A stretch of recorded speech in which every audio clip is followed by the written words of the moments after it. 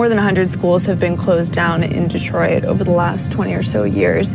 That's more than 5 schools per year. So when driving around Detroit, you're usually only a few minutes from a school that's been closed down. Here's one of the closed down schools. You can see it's all boarded up here. That's one of those issues that I've said on the show. I've never heard an argument against, and it's a modified version, but against school vouchers where the funding is attached to the student as opposed to the school. And this is more so as it relates to higher education. I've had an open challenge to anyone who can present a problem with that. I've never seen it, and I'm always shocked that I don't see it on the platforms of more Republican candidates. And so I did see that on your website. And why do you think more Republicans? It seems like a gimme. Well, guess what? We have it. We got that passed last legislative session. So every student, every parent can decide if they want to move their kid to a different school, their student to a different school, and the money follows. Yep.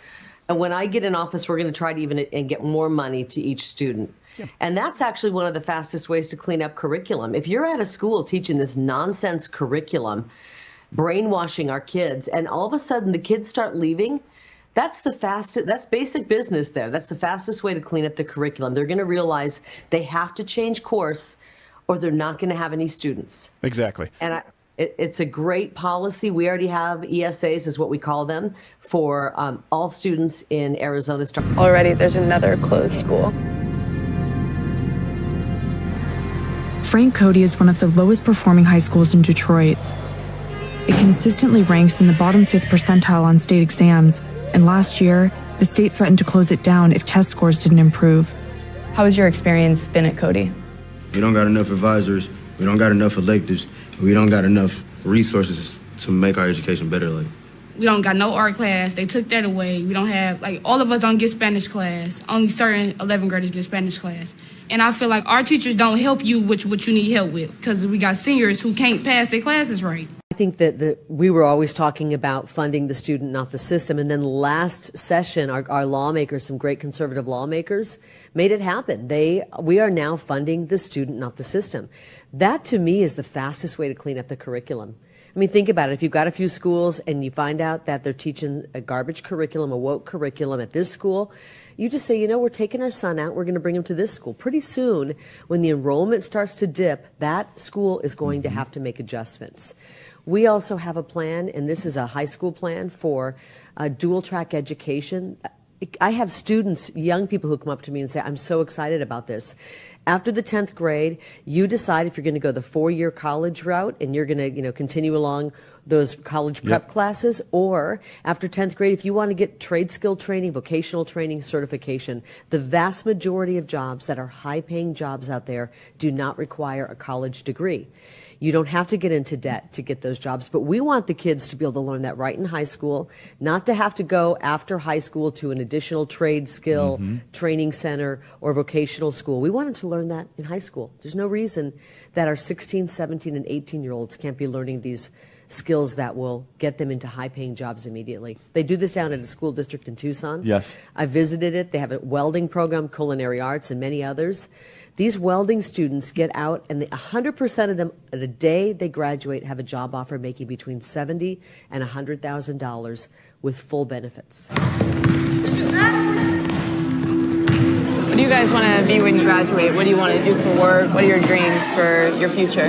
Me personally, I want to become a WNBA All-Star, superstar, everything. Okay? I want to do all of the whole 9 yards. I'm trying to get my mama out of here. That's what I want to do. But if that don't go well, I want to become a lawyer. I want to be a veterinarian because I love animals, all kinds. Domestic, wild, all that. You like science class? Ooh, well, not really, but I'm going to get there. Okay. I'm going to get there. All right. Raise your hand if you went to a school that's now closed. Every single one of you. Wow. We need to make sure that we have school choice. More charter schools and more Renaissance schools and more public school choice. We didn't just talk about universal school choice, we enacted universal school choice. So what exactly is school choice? On the surface, school choice sounds like a positive thing, but its origins and implications are much more sinister. Let's break it down. School choice refers to programs and policies that allow families to use public money through vouchers to access schools beyond their local options, including private schools. However, this practice takes funding from public schools and redirects it to private schools, which aren't accountable to taxpayers.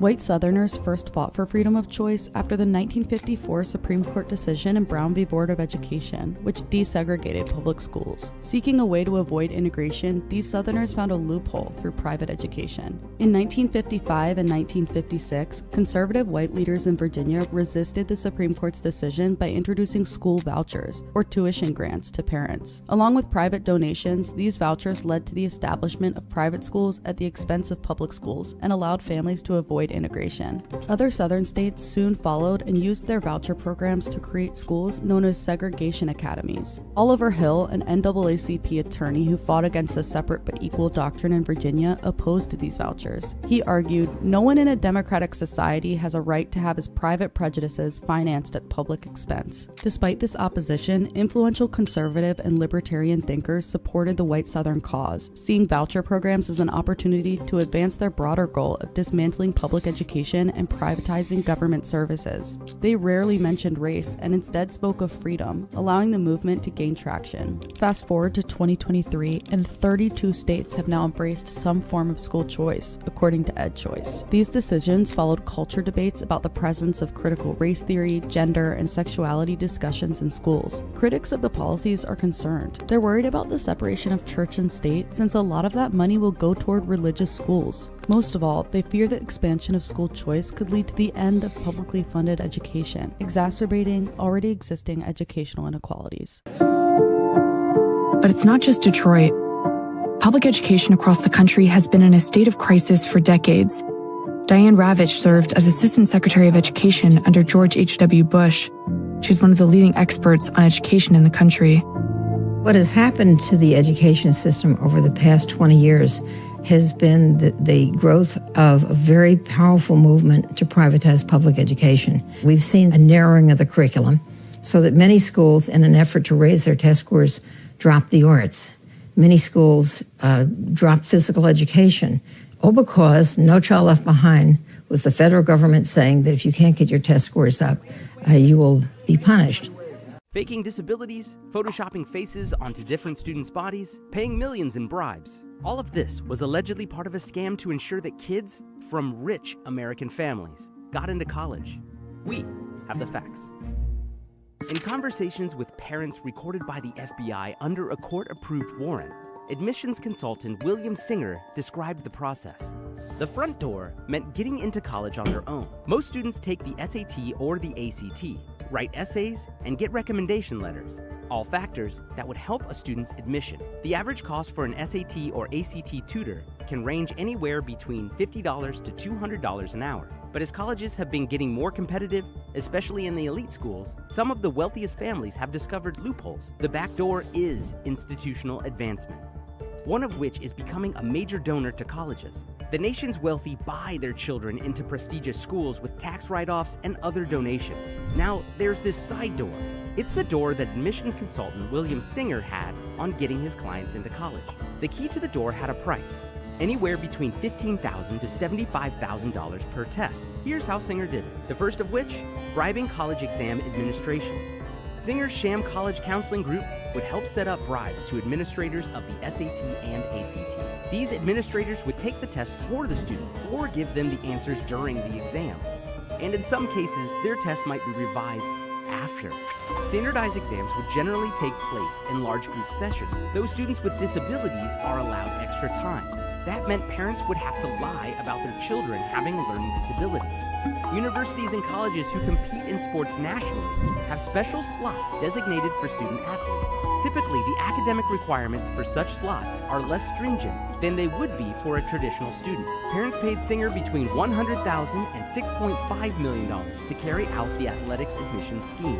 In exchange, coaches would reserve an admission slot for sports that students wouldn't even play. On some occasions, photos of athletes were doctored using Photoshop. Despite the tabloid details, the ones who this scandal really affect are lower income and middle income students who don't have the advantage of donating a building or paying thousands to cheat.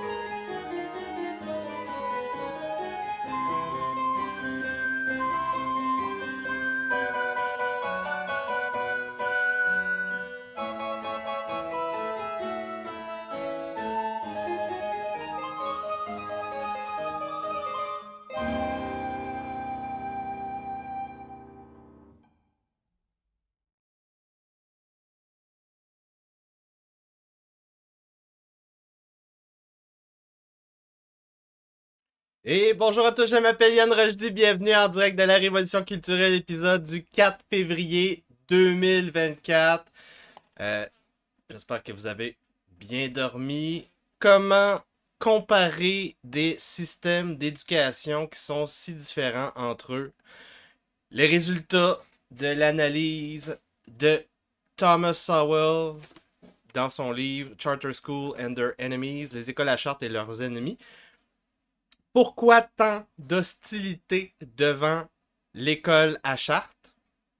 Qui est responsable de l'état du système d'éducation publique et des attaques idéologiques contre l'école à charte et leurs défenseurs, les fondateurs? Les dangers qui se dressent devant ces écoles provenant de plusieurs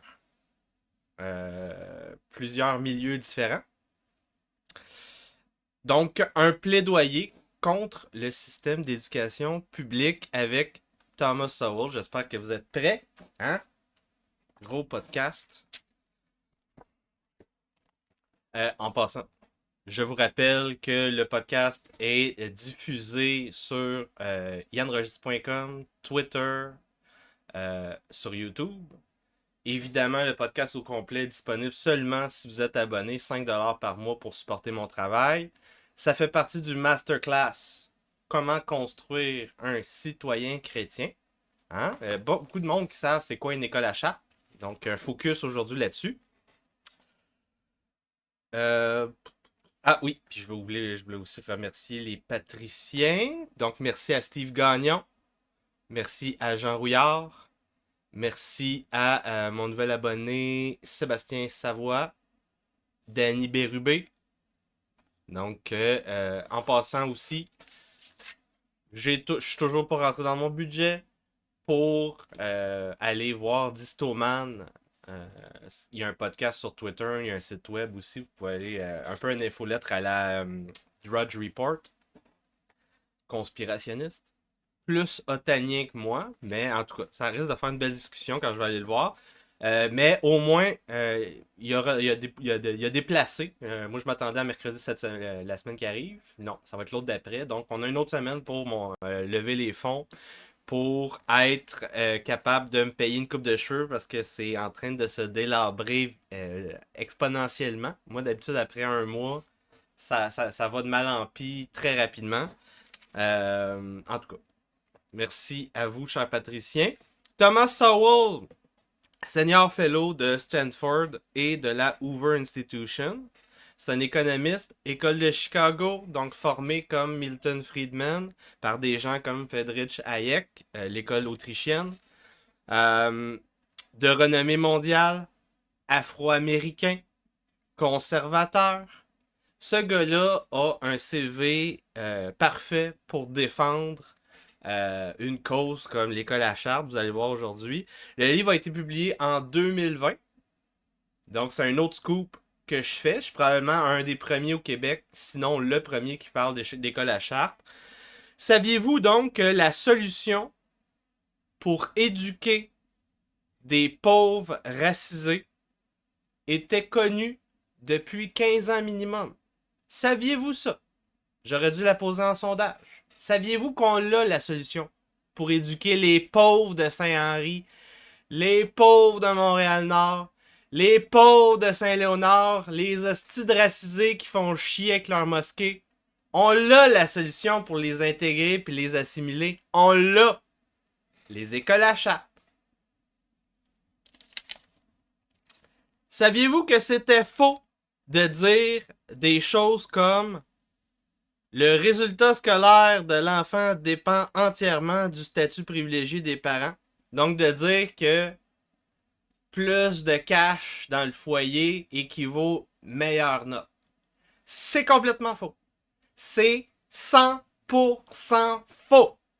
Les gens qui disent ça, c'est eux les racistes. Les gens qui disent les pauvres noirs, les pauvres arabes peuvent pas apprendre, sont pas capables.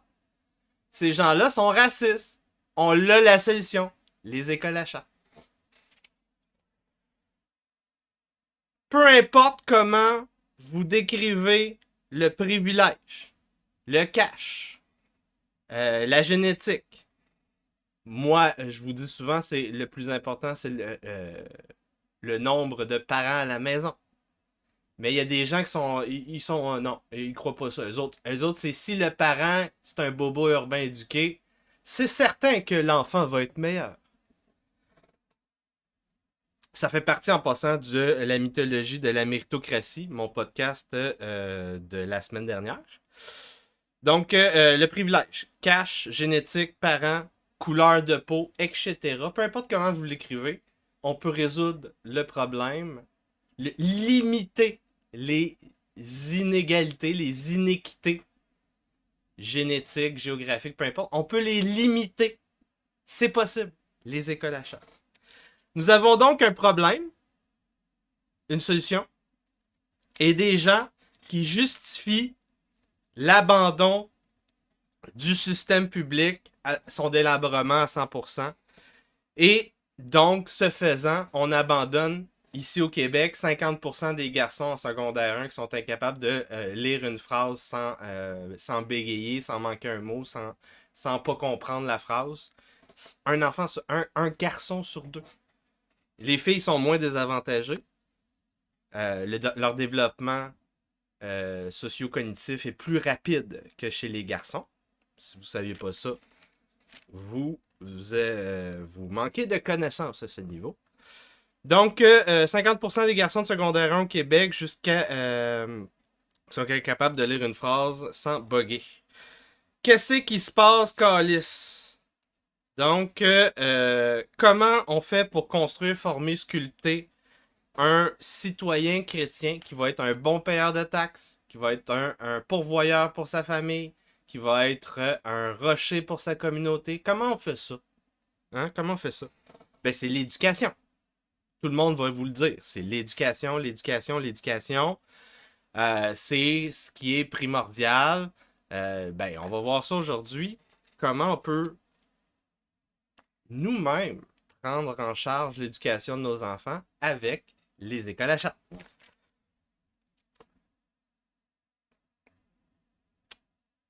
Parce que, évidemment, le plus important, c'est pas l'étendue du cursus scolaire.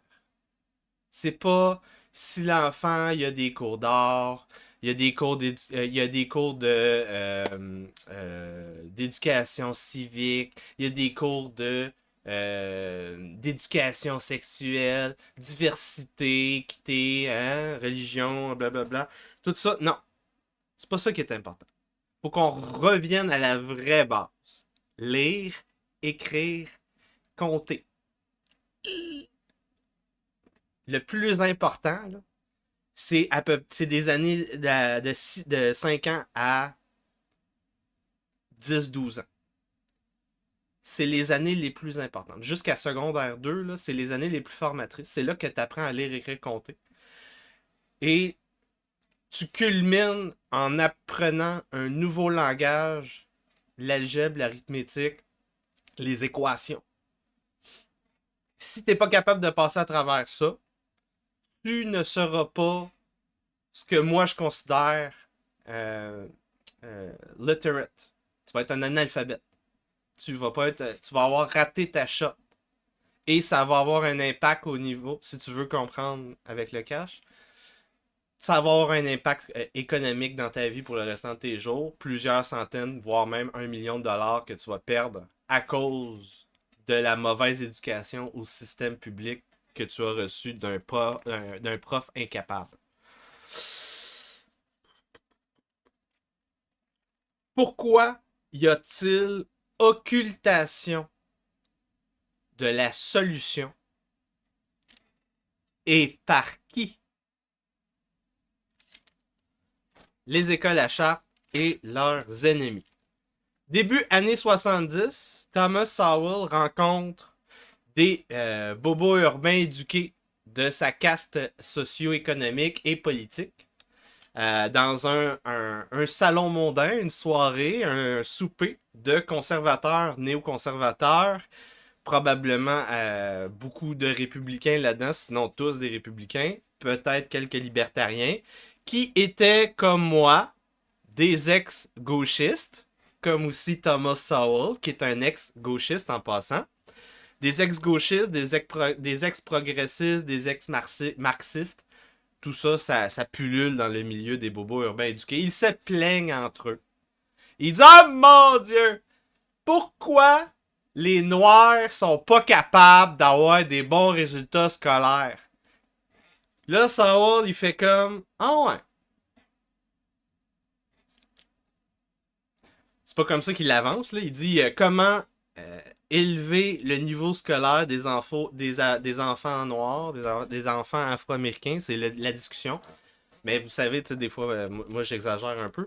Donc, comment on fait pour aider les pauvres victimes du racisme systémique? Ça, c'est ce qu'on dirait en 2023, 2024. Donc, ça attire l'attention de Thomas Sowell, qui connaissait l'histoire d'une école spéciale. La Dunbar High School, Washington, D.C. Donc, Washington, D.C., si vous ne savez pas, c'est Georgetown.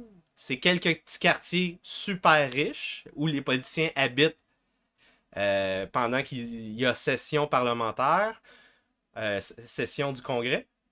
Excusez-moi, c'est pas un parlement, c'est un congrès.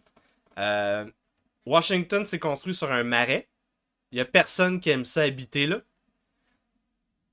En dehors de Washington Washington DC, le district de Columbia, en dehors des quartiers bobo urbains éduqués qui sont tout autour du Congrès, il y a plein de quartiers de pauvres, les plus pauvres de tous les États-Unis, avec genre, c'est comparable à Baltimore, Détroit, Chicago, Cleveland, ces affaires-là. C'est très, très, très, très pauvre. Et là, il y a une école qui s'appelle, dans Washington, D.C., qui s'appelle Dunbar High School, qui a fonctionné de 1870 à 1955 avec tellement de succès qu'elle était en compétition directe avec les meilleures écoles privées de tous les États-Unis. C'est une école publique.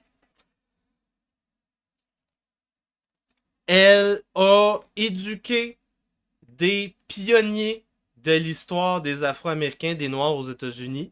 En passant, Thomas Sowell, il dit pas Afro-Américain, il parle de Noirs dans son livre écrit en 2020. Par exemple, Dunbar High School a éduqué le premier juge fédéral aux États-Unis noir, le premier général de l'armée américaine noire, le premier membre du cabinet du président des États-Unis d'Amérique noir. C'était une bonne école. C'était une bonne école. L'autre de la soirée où Thomas Sowell participait s'appelle Irving Kristol. Donc, c'est le propriétaire du média Public Interest. Il entend Thomas Sowell qui parle de cette école-là. Il dit « Ah, tu devrais écrire un article là-dessus. » Thomas Sowell s'exécute. Il écrit l'article « Black Excellence, The Case of Dunbar High School » au printemps 1974 dans le magazine Public Interest. 2 ans plus tard, il fait un second article avec des exemples modernes, donc des années 70, partout aux États-Unis, de bonnes écoles de Noirs qui éduquent des pionniers partout dans le pays. Il appelle cet article « Patterns of Black Excellence », toujours dans Public Interest. Depuis les années 70, Thomas Sowell explique aux gens qu'on peut donc assimiler des non-blancs dans la culture chrétienne anglo-saxonne blanche. C'est possible. C'est possible. Mais évidemment, les bobos urbains éduqués ont leur propre raison pour expliquer le problème de la sous-éducation des pauvres racisés. Et ils ont donc leur propre raison pour expliquer la faillite de l'école publique, qui est totale.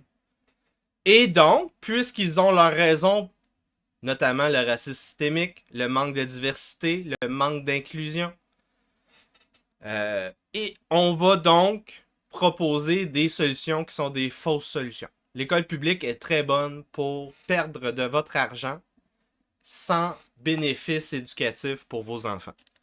La situation actuelle aux États-Unis découle, selon les défenseurs de l'école à Chartres, de la situation du verdict Brown versus Board of Education, où la Cour suprême des États-Unis a tranché contre la ségrégation scolaire pour forcer la déségrégation. C'est pas juste... c'est un jugement double. Donc, le juge de la Cour suprême Earl Warren, Cour suprême en 1954, racial segregation was the prevailing explanation of substandard black educational achievement. Donc, en 1954, la Cour juge que la raison pourquoi les pauvres noirs sont pas capables d'avoir un diplôme de secondaire 5 de high school aux États-Unis, c'est à cause de la ségrégation scolaire. Donc, on va forcer la déségrégation, on va faire du busing qu'on appelle. Donc, on va amener des enfants de noirs dans les écoles de blancs. Puis, par magie, les noirs vont être capables de réussir. Par magie. Ça n'a pas fonctionné. Ça l'a détruit les écoles qui fonctionnaient et les écoles qui fonctionnaient pas fonctionnent pas plus. Avant le jugement de la Cour suprême, comme je vous ai dit, de 1870 à 1955, Dunbar High School est un exemple d'excellence des pauvres noirs pour pénétrer le ciel étoilé des bobos urbains éduqués.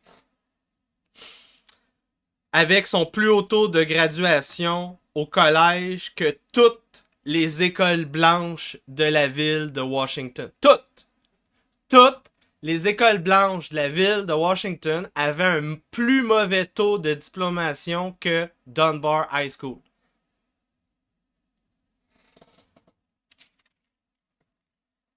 Donc, le jugement de la Cour suprême fait ce qu'on appelle du mandatory busing.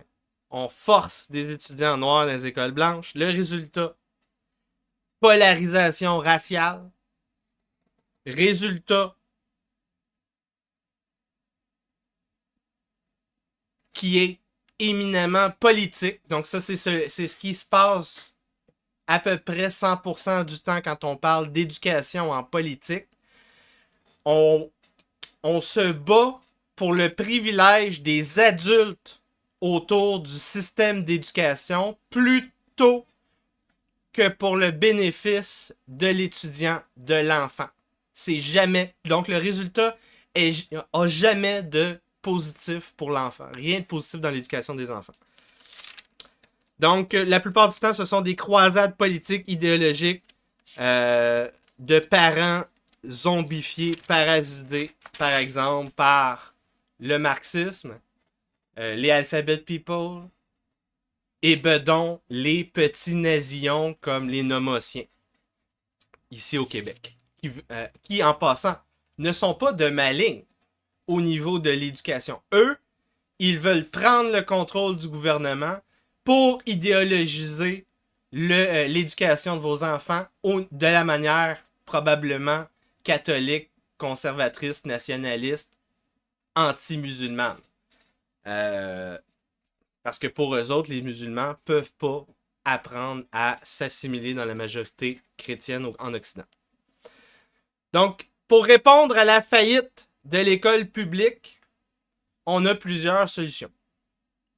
C'est pas vous êtes obligé à rentrer dans une école à Chartres, c'est la seule solution possible parce que premièrement, il y a des inégalités dans les écoles à Chartres. Vous devez choisir un bon réseau et évidemment un réseau d'écoles à Chartres avec un type éducatif qui correspond au type éducatif de votre enfant. Donc, vous n'allez pas envoyer votre enfant dans une école de type militaire si c'est une petite fille girly qui serait mieux, là, par exemple, dans une école où il y a un bon programme de théâtre. Hein? Tu vas faire faut que tu fasses. Mais évidemment, c'est le parent qui devrait être le responsable, devrait choisir le type, l'endroit, le milieu scolaire qui va correspondre à l'enfant, évidemment. Donc, école à charte, ça c'est une solution. On peut aller au privé. On peut aller dans une école catholique, qui fonctionne très bien aux États-Unis. On peut faire l'école à la maison. Donc, il y a plusieurs solutions possibles pour sortir de l'école publique. Excusez-moi. L'école à charte est une nouveauté plus ou moins récente. Avec autre nouveauté, c'est les vouchers. Les vouchers, c'est les bons, les subventions. Donc, le financement de l'étudiant plutôt que le financement du système. Premièrement, le système public est un monopole assuré par le gouvernement. OK? Le monopole assuré par le gouvernement. Ici au Québec, on a des commissaires scolaires qui sont comme des élus politiques possédant le système, gérant le système. Ils sont redevables aux élections scolaires. Aux États-Unis, c'est carrément des fonctionnaires nommés par l'exécutif. Donc, les exécutifs des États. Donc, le bon subvention à l'étudiant, ce que ça veut dire, c'est le choix éducatif qu'on donne aux parents. C'est ça que ça veut dire. Donc, quand on parle de school choice, c'est qu'on ne veut pas que ce soit un fonctionnaire qui décide où votre enfant va aller. On veut pas que ce soit votre potentiel à payer une école privée qui va vous bloquer. C'est pas votre géographie, le fait que vous soyez dans tel quartier ou tel autre quartier. Ça se fait moins au Québec, mais aux États-Unis, c'est essentiel. C'est le premier problème. Ce qu'on veut, donc, c'est que vous, la meilleure personne pour choisir le meilleur milieu scolaire pour votre enfant, vous puissiez choisir. Mais il y a des gens qui sont contre ça. C'est le choix du parent. Donc, subventionner l'enfant plutôt que le système public. Le Québec a un système qui est un peu meilleur au niveau systémique qu'aux États-Unis. Premièrement, il n'est pas limité au niveau géographique. On peut choisir, par exemple, ici à Saint-Hyacinthe, il y a plusieurs écoles. On peut choisir d'envoyer notre enfant à telle ou telle autre école. On peut payer pour aller au privé. Il y a du privé à 100% privé et il y a du privé subventionné. C'est pas parfait parce que, premièrement, il y a beaucoup de gens qui ont intérêt à enlever les subventions aux écoles privées pour aider les écoles publiques, ce qui est complètement faux. Premièrement. Et deuxièmement, les écoles privées, malheureusement, ont, via les subventions publiques, été infiltrées par le ministère de l'Éducation. Donc, toutes les écoles privées subventionnées au Québec sont forcées de suivre le curriculum, par exemple, éducation sexuelle et autres niaiseries bobo-urbaines éduquées, qui détruisent la psyché de vos enfants. Donc, qu'est-ce qu'une école à charte? A special public school freed from the rigidities of the regular public school and allowed to receive government financial support only so long as its students' educational outcomes met various educational criteria. OK. C'est assez simple. Donc, une école à charte, premièrement. Wow, je vais trop vite. De l'innovation de la civilisation chrétienne au Moyen Âge, ça a été qu'un gouvernement responsable, que ce soit une monarchie, une aristocratie ou un régime populaire, une démocratie, l'innovation a été que ce gouvernement responsable, cette assemblée, ce parlement, écrit diffuse, authentifie, partage des chartes à des villes, des barons, des ducs, des seigneurs, des associations, des guildes, des églises, donc des chartes pour mettre des règles, pour mettre des règles de base, des ententes de base. Donc, on reprend un principe démocratique chrétien, le principe des chartes, puis on se dit, OK, nous, en tant que citoyens, on veut fonder une organisation non gouvernementale à but non lucratif, un OBNL, on veut, ou une fondation, ou une organisation privée à but lucratif, on veut utiliser ce moyen-là pour construire, gérer une école. On va demander l'accord du gouvernement. Le fonctionnaire va regarder le résultat des enfants en l'échange de la diffusion d'une charte pour permettre la mise en activité de cette nouvelle institution d'éducation. Donc, c'est tu regardes le résultat. Est-ce que le résultat éducatif des enfants est fonctionnel, effectif? Est-ce que les enfants savent lire, écrire, compter en secondaire 2? Ça, c'est un bon exemple. Secondaire 1, secondaire 2. Est-ce qu'ils sont capables de faire le test de mathématiques standardisées? Secondaire 1, secondaire 2? Oui, non. Si oui, la charte est correcte. Sinon, la charte est révoquée et l'école ferme. That's it. C'est tout. Donc, c'est des projets comme ça.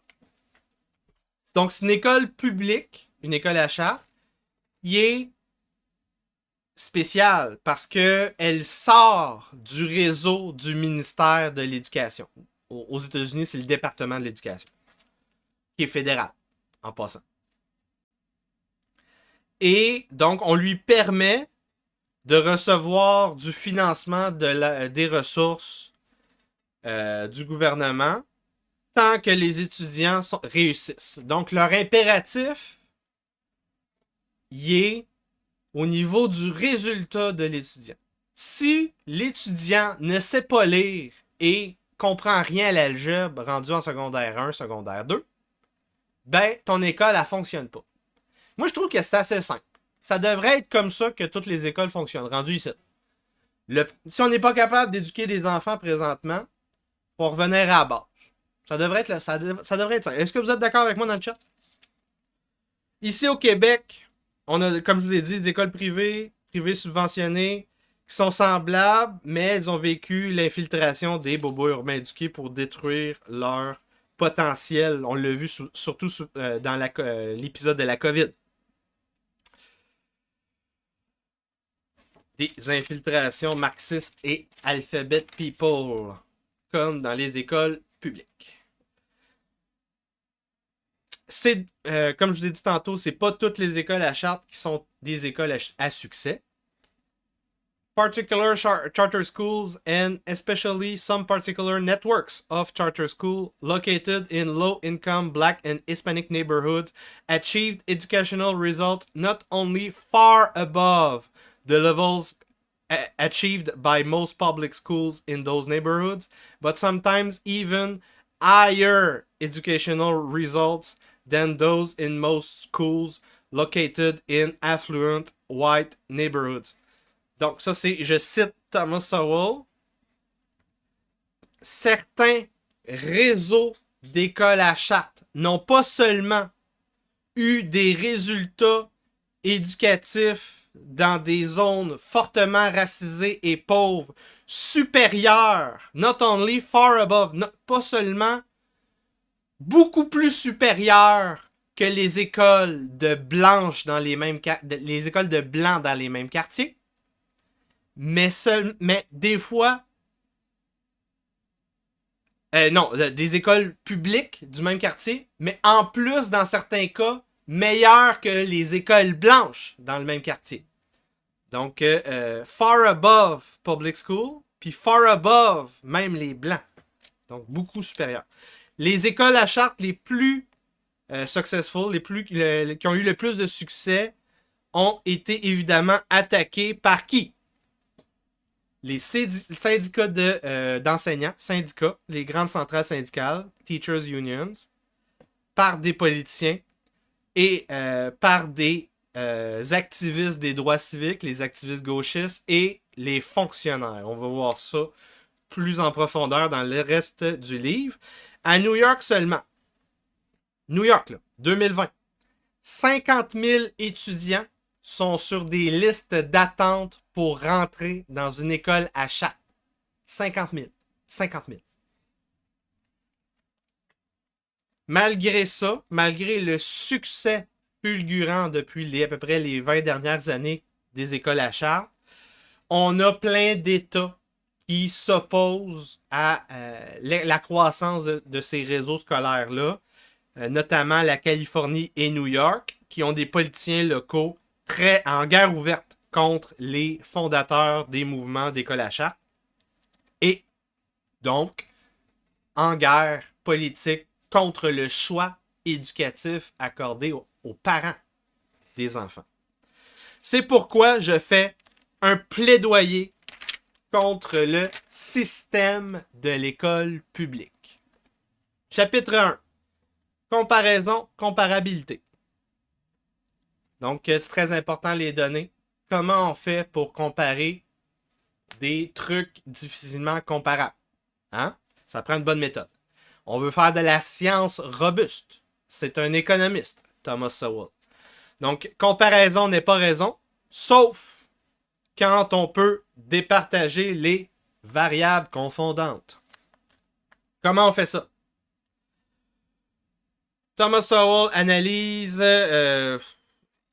les réseaux d'écoles à charte qu'on connaît qui ont débuté les années 90. Donc, il en recense plein. Des public schools not created by the existing government authorities, but by some private groups who gain government approval by meeting various preconditions set by the authorizing agencies. Donc, des écoles publiques pas créées par les autorités gouvernementales, mais par des groupes privés qui ont reçu un accord du gouvernement. Donc, il a fait un recensement de toutes ces écoles à charte, ce qu'il appelle école à charte, parce qu'il y en a plusieurs types, aux États-Unis. Donc, tu as une agence, un corps politique qui envoie une charte, une autorisation, on ouvre une école.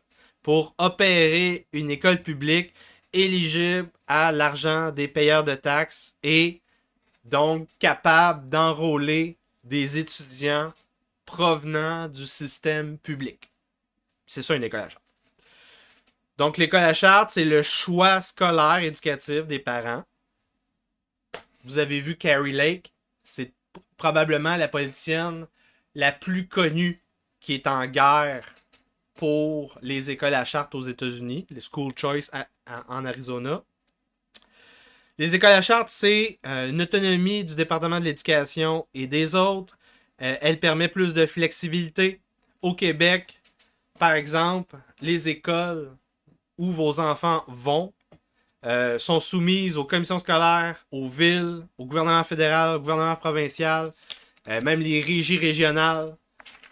Tout ça, ça fait que on stack des normes et ça vous empêche les écoles d'innover au niveau de l'éducation de vos enfants. Jamais pour leur bénéfice. Les écoles à charte ne sélectionnent pas sur la base du mérite et des résultats. Oh, vous saviez pas ça, hein? Donc ça, c'est un problème qu'on a au Québec. On fait du triple écrémage. On fait de l'écrémage au public, au privé, subventionné, au privé. C'est mauvais. C'est pas bon. La méritocratie, je vous ai fait un podcast pour vous expliquer à quel point ça transmet des mauvaises valeurs dans la société. Ce qui fait que les bobos urbains éduqués présentement se sentent supérieurs à vous, chers populistes complotistes. Donc, les écoles à charte sélectionnent avec de la loterie. Donc, il y a tellement de gens qui veulent apprendre, qui inscrivent leurs enfants sur une liste d'attente. 50 000 étudiants sur les listes d'attente en 2020 à New York. Et on les sélectionne sur la loterie. Et même si on les sélectionne sur la base de la loterie, les écoles à charte ont des meilleurs résultats. Dans plusieurs des cas. Puisque le but de l'expérience était de comparer avec l'école publique. Donc, forcer la loterie, ça a été un peu... la loterie a été forcée parce qu'on voulait faire de l'école à charte une expérience sociale. Une expérience politique. Les écoles à charte, le mouvement des écoles à charte a été forcé de naître dans les quartiers défavorisés, très racisés. Parce que eux, les premiers, ont vu la faillite de l'école publique des années 50 à 90. Et donc, début des années 90, on a eu des premiers réseaux d'organisations qui se sont dit « On va prendre le contrôle de l'éducation de nos enfants. » Les années 90. Ça fait 30 ans que ça débute. Donc, premier défi pour Thomas Sowell. On a des réseaux d'écoles publiques et d'écoles à charte qu'on veut comparer. Mais il y a beaucoup de disparités au niveau de le background racial, ethnique, socio-économique des étudiants des écoles à charte versus les écoles publiques. C'est pas la même démographie. Par exemple, les écoles à charte, si on regarde le système au complet, partout aux États-Unis, toutes les écoles à charte, c'est à majorité, forte majorité, 95%, 90-95% et plus. Ça, c'est des écoles qui sont dans des quartiers avec presque juste des Latinos et des Noirs. Tandis que dans les écoles publiques, si on fait le système des écoles publiques partout aux États-Unis, c'est à majorité, forte majorité, des Blancs et des Asiatiques. Donc, premièrement, la démographie, tous les systèmes ensemble, ça ne fonctionne pas. Premier défi. Comment trouver des étudiants, des écoles, des classes qu'on peut donc comparer avec un aussi important clivage? Deuxième défi. On a une longue histoire aux États-Unis de quartiers, écoles, classes à faible revenu, donc des enfants de pauvres, qui sont pas capables d'être hissés au niveau éducatif des milieux favorisés. Comment on fait pour éviter de confondre cette variable-là avec école à charte versus école traditionnellement publique? Par exemple, un étudiant de l'Iowa, donc ça c'est au cœur des États-Unis, au Midwest, un étudiant de l'Iowa aux États-Unis va avoir des meilleurs tests standardisés, de meilleurs résultats de tests standardisés qu'un étudiant du Texas. Donc, l'étudiant moyen de l'Iowa, statistiquement, va être meilleur que l'étudiant moyen au Texas. Mais, la statistique est inversée si on regarde chacune des races, ethnies différentes, de manière précise. Donc, si on regarde chez les Noirs, chez les Blancs, chez les Asiatiques, chez les Latinos, en particulier, si on fait juste séparer ces statistiques-là, moyenne versus l'ethnie, partout, l'étudiant texan va être meilleur que l'étudiant de l'Iowa. Donc, si on regarde toute la statistique en même temps, on a le résultat inverse que si on regarde chaque population ciblée. Ça s'appelle, en statistique, le Bayes Rate Fallacy. Donc, les Bayes Rates, c'est les pourcentages de base dans les populations. Donc, une population, c'est beaucoup de données, statistiquement parlant. Si on va trop loin, si on regarde trop en gros, on va perdre de l'acuité dans ce qu'on va voir dans les données et ça peut même inverser des phénomènes statistiques qui semblent des phénomènes causaux, souvent, des corrélations. du moins. Donc, la population blanche, très blanche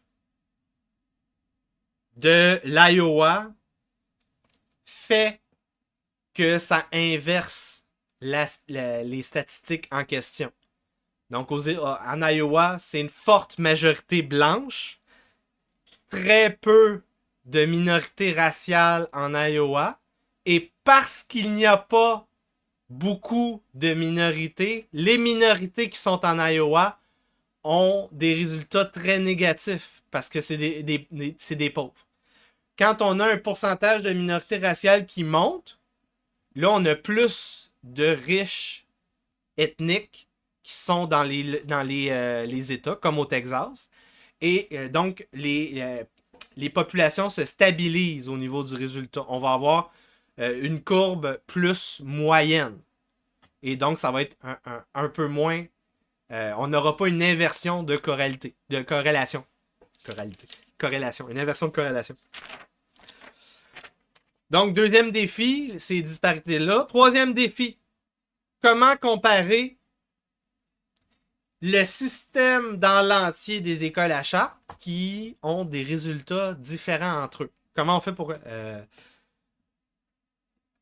fait pour comparer le système des écoles à charte au complet versus les écoles publiques si on peut avoir le même problème statistique que je viens de vous montrer avec l'Iowa versus le Texas.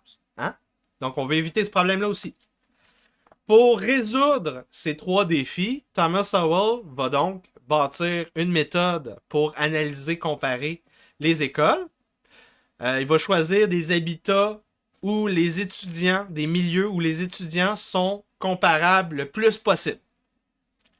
Il veut une composition ethnique comparable. Il veut que ce soit des classes et des écoles qui éduquent les enfants dans le même building, dans le même quartier, et même qui partagent des classes ensemble. Tu peux pas faire plus comparable que ça.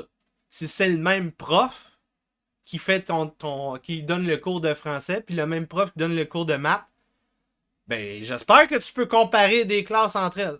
Hein? Puis c'est dans le même building. Donc ça, c'est la méthode de Thomas Sowell. Il a trouvé des réseaux d'écoles à charte qui peut comparer avec le réseau de l'école publique avec les mêmes classes dans le même building. C'est une bonne méthode.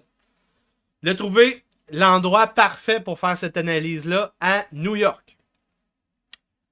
Année 2017-2018. 25 000 étudiants correspondant aux critères de sélection de Thomas Sowell. Les données sont dans le livre. Dans les 3 annexes. Et dans le chapitre 2, il y a toutes les données. Toutes les données. Le livre, il est genre 300 pages, mais il y a genre 100 pages. Le livre est 220 pages, mais il y a genre 130 pages de texte. Donc, presque la moitié du livre, c'est juste les données officielles du département de l'éducation de l'État de New York.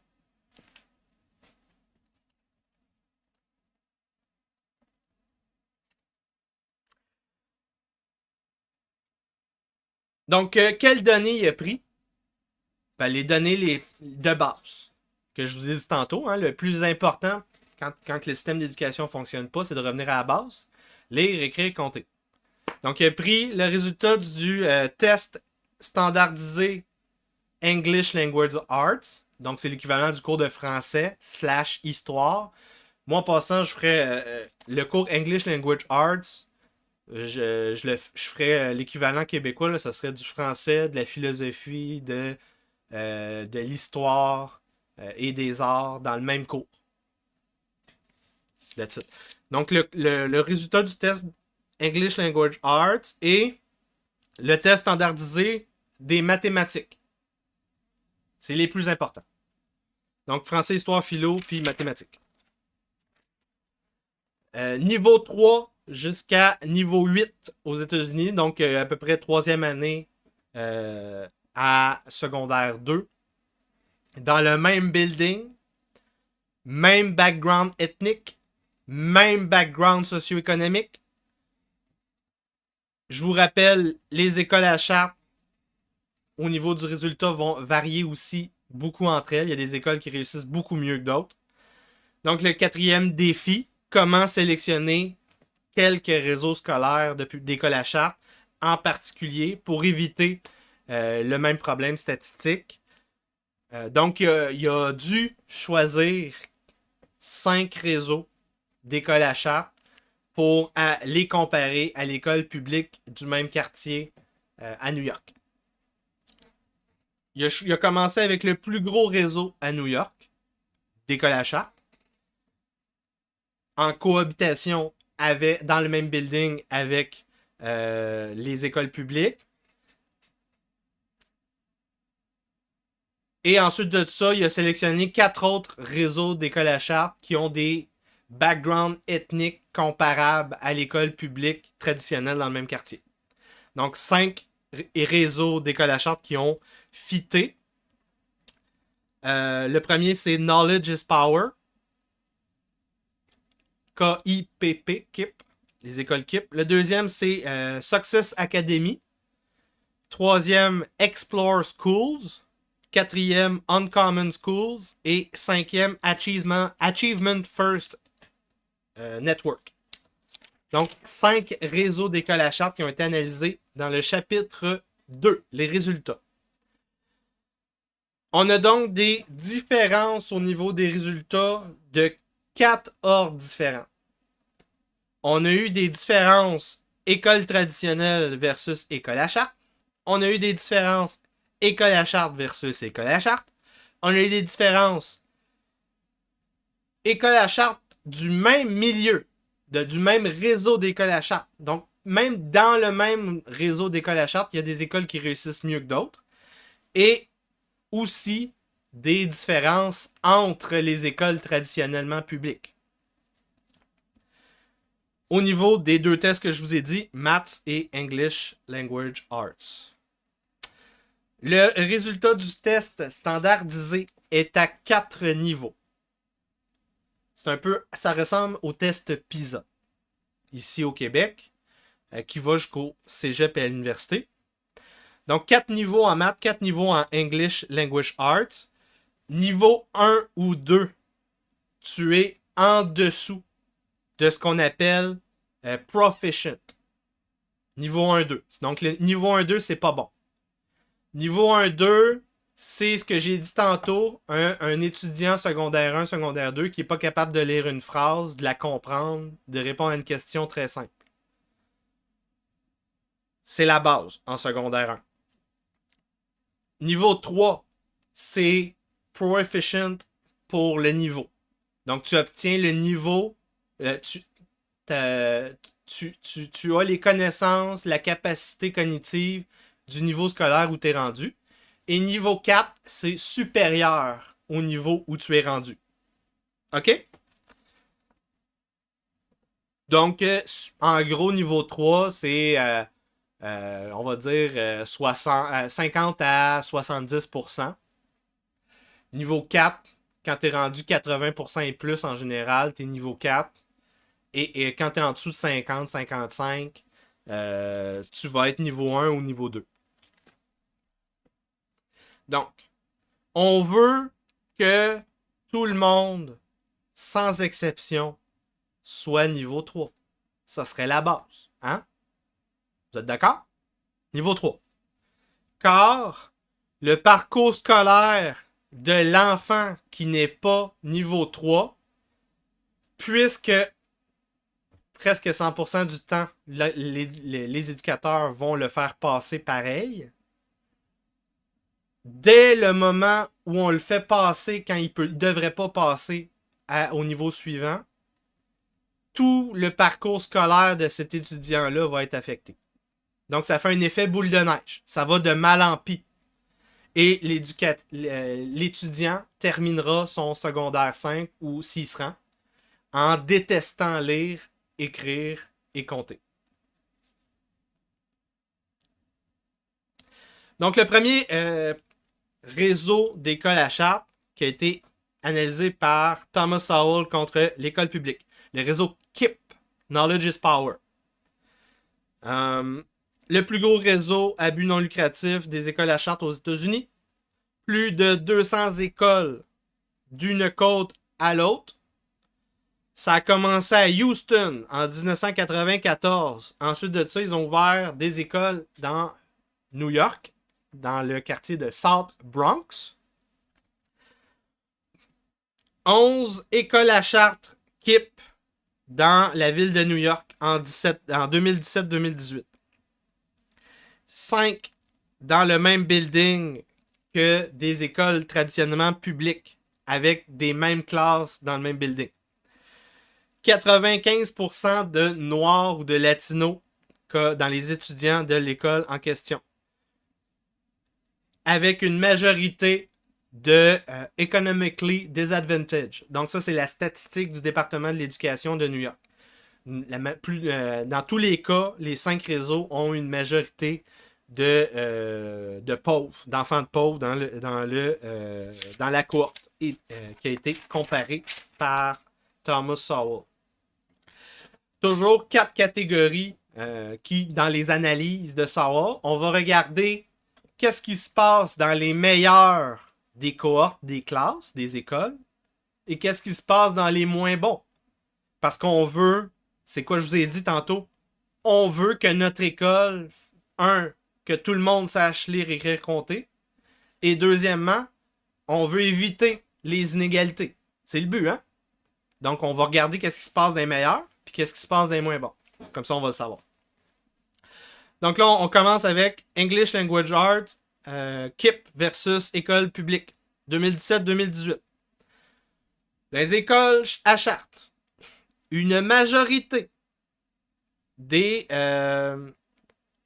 étudiants a scoré niveau 3 ou plus. Donc, niveau, proficient, pas analphabète, correct. Bon, on veut que ça passe. Donc, il y a eu une majorité d'étudiants dans l'école à charte KIPP qui a niveau 3 ou plus en English Language Arts dans 10 classes sur 14 des écoles à charte. Donc, 10 des 14 classes, majorité d'étudiants qui passent. École traditionnelle 2017-2018, même statistique, majorité qui score 3 ou plus. Une classe sur 20 qui a été comparée avec l'école à charte. Donc, il y a eu 10 classes KIPP qui ont réussi sur 14 et une classe sur 20 au public. C'est quasiment 10 fois mieux et même plus. Donc, regardons ce qui se passe en bas. Le pourcentage d'écoles publiques traditionnelles, d'étudiants d'écoles publiques traditionnelles qui ont eu niveau 1 a été supérieur aux écoles à charte dans toutes les classes. Donc, il y a eu plus d'étudiants analphabètes niveau 1 dans toutes les classes traditionnelles publiques versus toutes les classes écoles à charte. Donc, en plus d'avoir des meilleurs résultats, il y a plus de nuls à chier dans les écoles publiques. Toutes les classes sauf 2. Pas toutes, sauf 2. Je me suis trompé. J'ai pas lu toute la phrase au complet avant de vous la dire. Sur les 5 écoles étudiées. Avec 34 classes en tout. Dans plusieurs cas, il y a eu 2 fois plus, 3 fois plus, 4 fois plus, 5 fois plus de niveau 1 dans l'école publique versus l'école à charte. Aucune école à charte avec 40% de niveau 1 et plus. Aucune. Mais 11 écoles sur 20 publiques ont eu 40% d'étudiants niveau 1 et plus. Plus de la moitié. 8 classes sur 20 ont eu plus de la majorité. 50% et plus des étudiants niveau 1. C'est la statistique que je vous ai dit. Un étudiant garçon sur 2, analphabète secondaire 1. Allons voir le résultat au niveau des maths. Niveau 3 et plus. Chez les écoles à charte. 12 classes sur 14. 2 exceptions. Les 2 écoles qui n'ont pas eu une majorité, c'est 50% et 49%. Donc, on pourrait dire, en gros, toutes les écoles KIPP ont eu à peu près une majorité d'étudiants niveau 3 et plus. C'est pas parfait, mais c'est bien. Regardons l'école publique. Majorité niveau 3 et plus, une classe sur 20.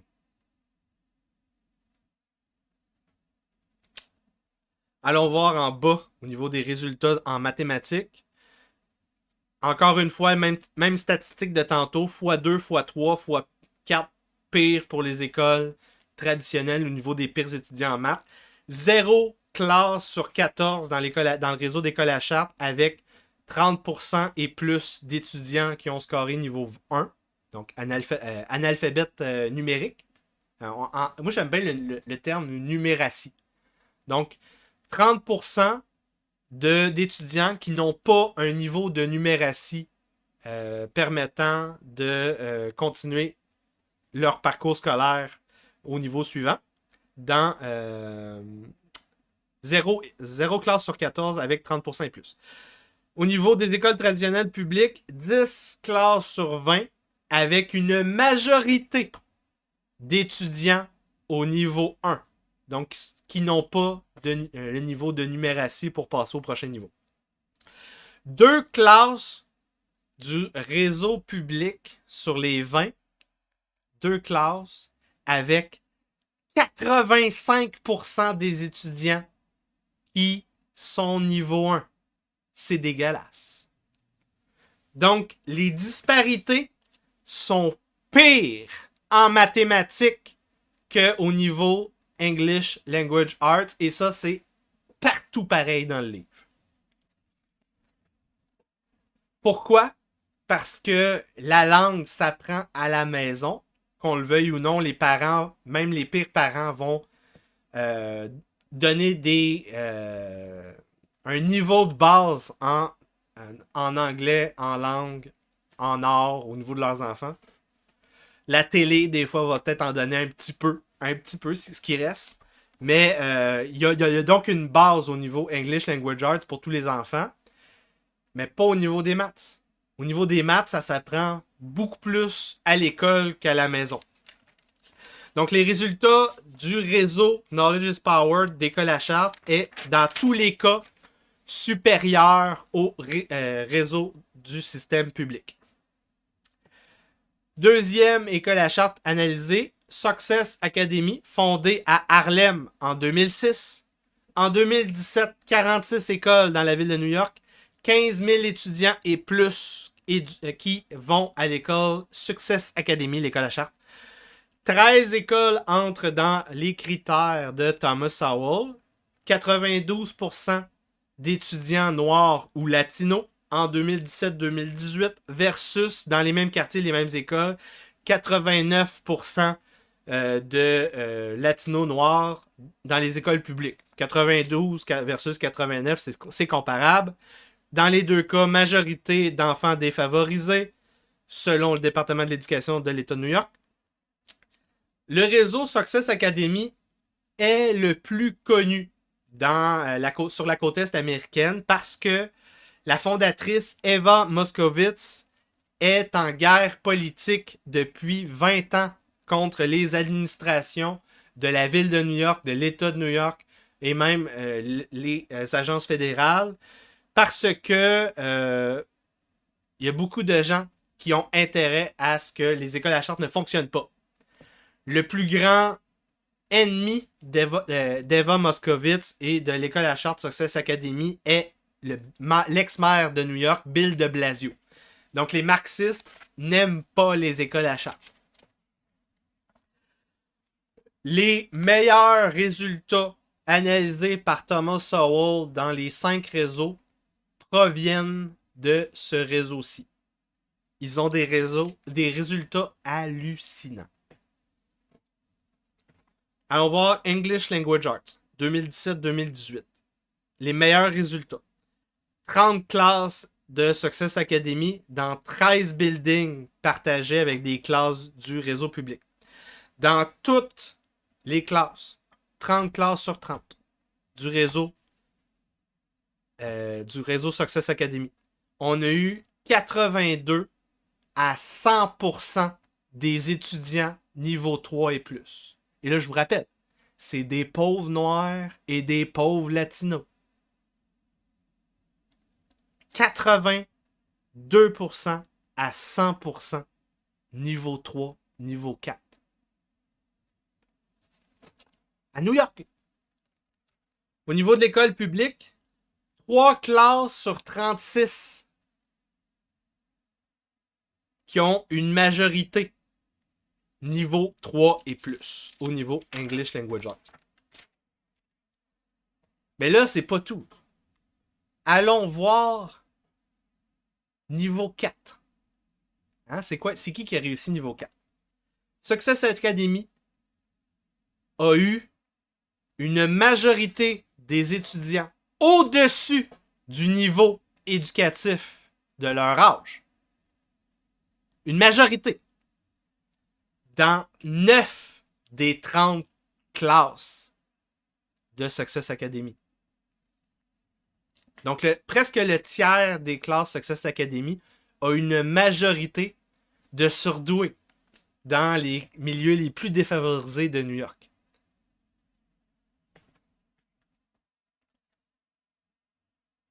Le reste des classes, 21 classes sur 30, on a eu... Attends. Non, les 9 classes sur 30. Ouais, c'est ça. Les majorités vont de 53% des étudiants niveau 4 à 85% des étudiants niveau 4. 85! Niveau public, combien de majorité niveau 4? 36 classes, 0 majorité niveau 4.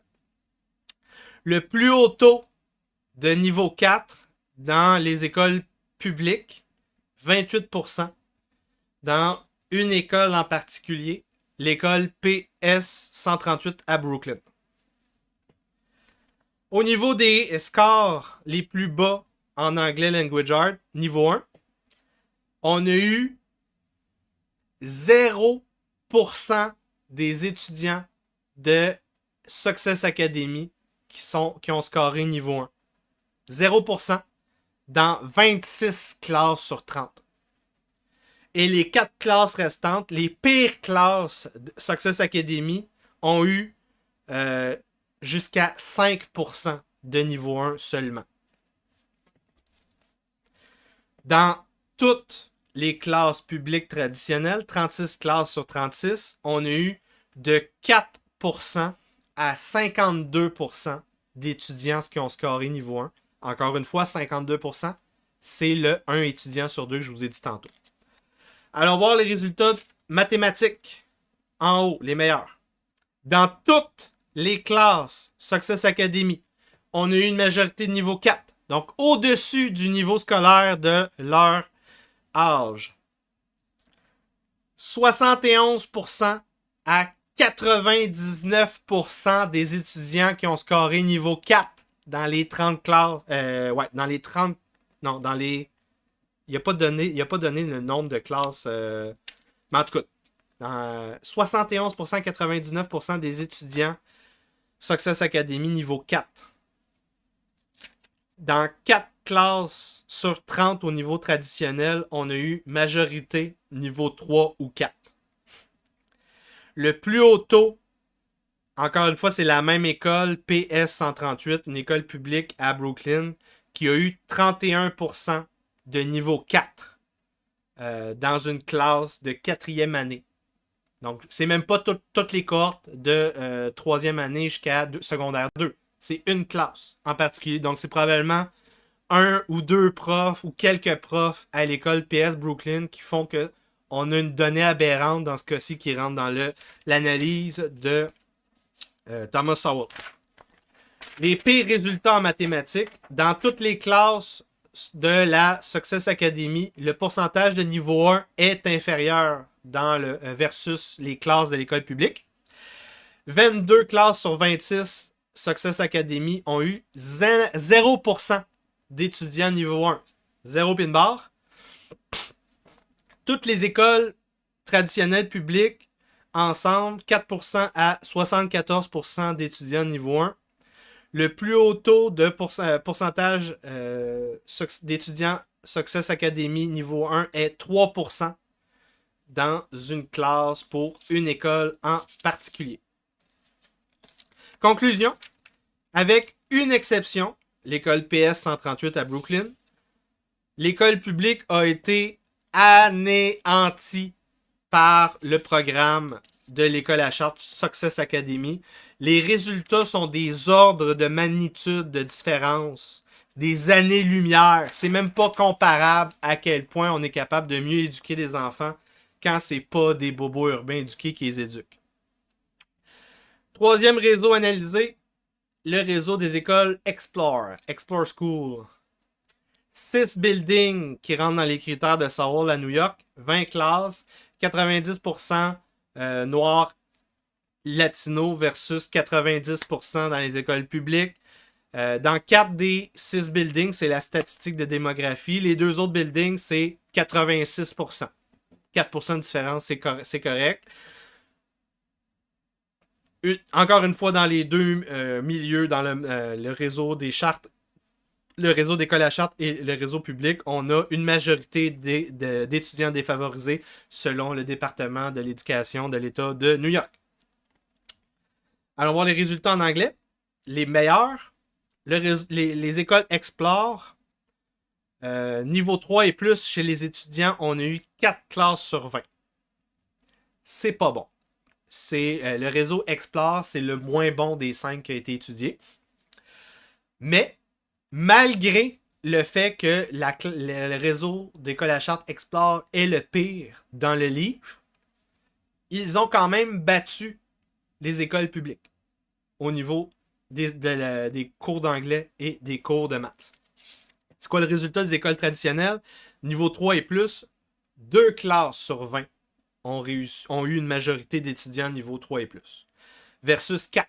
Donc, il y a eu 2 fois plus de classes qui ont réussi dans le réseau d'école à charte. Donc, les deux, c'est très mauvais. Mais, comparablement, si on compare, on se console dans ce cas-ci. Au niveau des pires étudiants, combien de pourcentage d'étudiants Explore ont scoré niveau 1 dans les 20 classes? Dans les 20 classes, le pourcentage d'étudiants varie de 2% à 43%. Très mauvais. Ben, en fait, de correct, de bon, 2% de niveau 1, c'est correct, c'est bon, à mauvais, 43%. Versus l'école publique, ça varie de 3% à 77% d'étudiants niveau 1 en anglais. Donc, l'école à charte Explore va de bon à mauvais. Et l'école publique va de bon à what the fuck is going on? C'est la pire chose que j'ai jamais vue. 77% de tes étudiants qui sont niveau 1, c'est pas possible. Faire-moi ça, cette école-là. Résultat mathématique. Réseau Explore. Les classes qui ont eu une majorité d'étudiants niveau 3 et plus, 6 classes sur 20. On peut rajouter 2 autres classes qui ont eu 50%. Donc, ça fait 8 classes sur 20 qui ont eu à peu près une majorité niveau 3 et plus. Versus école traditionnelle, majorité niveau 3 et plus, 0 classe sur 20. Le plus haut taux de niveau 3 et plus dans une école traditionnelle publique, 39%. On a eu aussi autre statistique dans le réseau Explore, 5 classes sur 20 avec un résultat niveau 3 et plus, 60% des étudiants à 86% des étudiants, ce qui est bon, très bon à très bon. 60% c'est bon, 86% c'est très bon, c'est pas parfait. Donc, quelques bonnes classes dans le réseau Explore, malgré la note moyenne mauvaise. C'est ça que ça veut dire. Allons voir les résultats chez les mauvais en maths. Niveau 1, réseau Explore, 3% des étudiants à 55% des étudiants selon les classes. Donc de bon à très mauvais, traditionnel, ça varie de 23% des étudiants dans une classe niveau 1 à 68%. Donc de mauvais, de mauvais à what the fuck is going on? C'est hallucinant. Fermez-moi ça, cette école publique. La moitié des écoles traditionnelles, la moitié des classes dans les écoles traditionnelles ont une majorité d'étudiants niveau 1 en mathématiques, ce qui ne devrait pas exister. 7 classes sur 20 dans le réseau Explore ont moins de 20% des étudiants niveau 1, ce qui est la base. Donc c'est correct, mais ça devrait être encore moins que ça. Ça devrait être en dessous de 5% selon moi. On a eu 3 classes du réseau Explore qui ont eu moins de 10% des étudiants niveau 1. Donc ça, c'est correct. Moins de 10%, c'est correct. Conclusion, les deux réseaux sont mauvais, mais le réseau traditionnel est pire que le réseau d'école à Chartres. Quatrième réseau, les écoles Uncommon School. 10 buildings partagés qui rentrent dans les critères de Sowell, tous dans le même quartier Brooklyn. 90% de Noirs et de Latinos. Encore une fois, majorité d'étudiants défavorisés selon le département de l'éducation de l'État de New York. Allons voir les résultats en anglais. Chez les meilleurs. Uncommon School, majorité niveau 3 et plus, 15 classes sur 22. École traditionnelle, niveau 3 et plus, majorité 0 classe sur 24. Le niveau 3 et plus dans les écoles traditionnelles varie dans les classes de 9% à 44%. Donc de mauvais, de correct, non, de mauvais à correct. De mauvais à correct. De correct à mauvais. Les mauvais résultats en anglais, allons voir ça.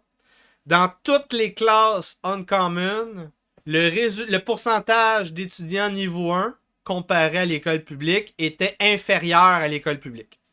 Donc, dans tous les cas, l'école Uncommon a battu l'école publique dans son quartier. La différence la plus petite, école traditionnelle, 31% niveau 1. Classe, je veux dire. La classe traditionnelle, 31% niveau 1. Et la classe Uncommon niveau 1, 28%. Donc, ça varie de comparable. Donc, la classe Uncommon est pas très bonne. Mais, la meilleure classe Uncommon versus la pire, au niveau traditionnel, le plus grand écart, 48% niveau 1 à l'école publique traditionnelle et 1% des étudiants de la classe Uncommon niveau 1. C'est ce que je veux. Résultats mathématiques. 13 classes sur 18 Uncommon qui ont une majorité d'étudiants niveau 3 et plus.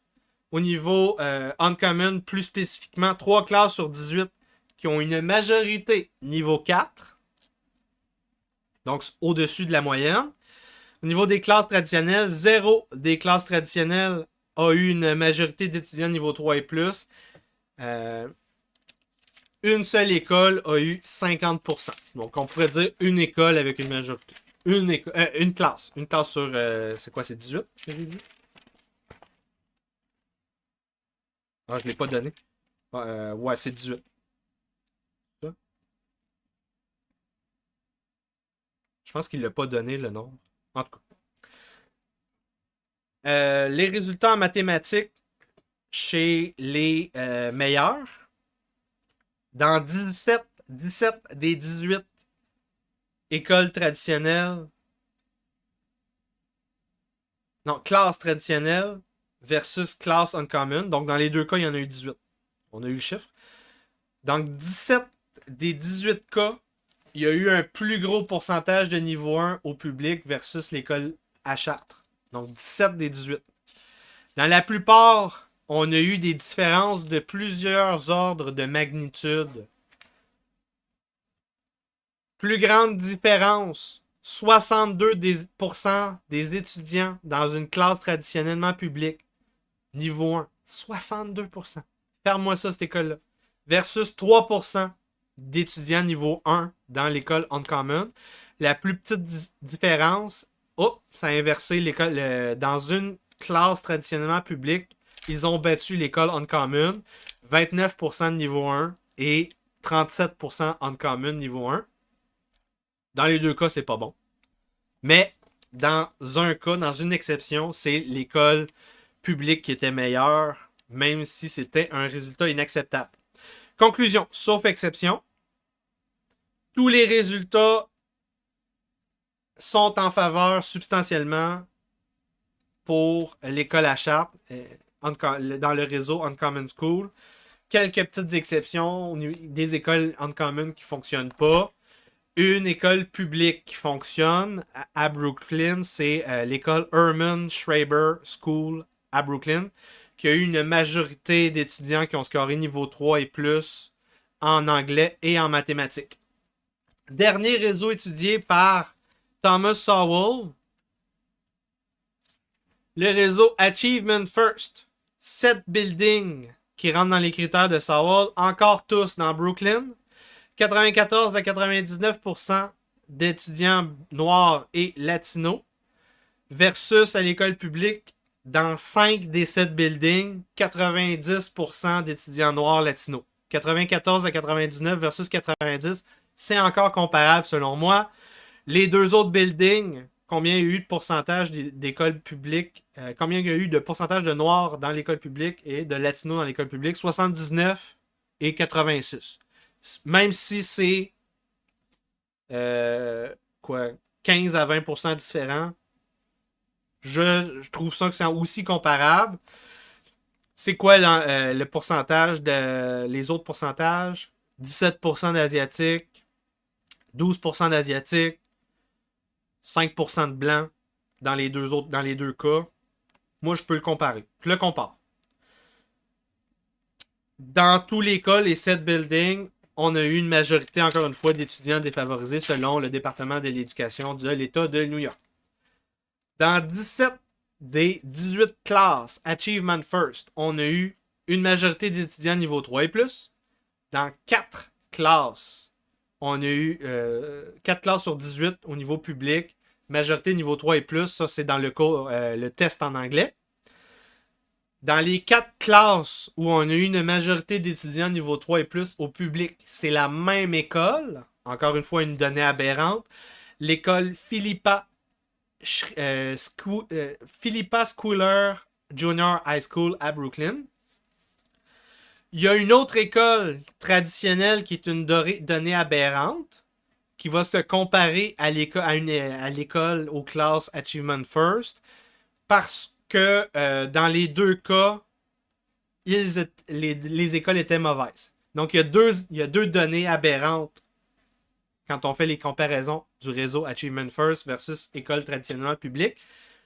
Une donnée aberrante positive pour l'école publique et une donnée aberrante qui est un résultat négatif pour tout le monde. C'est quoi la donnée aberrante confondante négative? C'est 26% niveau 3 et plus Achievement First versus 29% dans l'école traditionnelle. C'est pas beaucoup. On veut, je vous rappelle, 100%.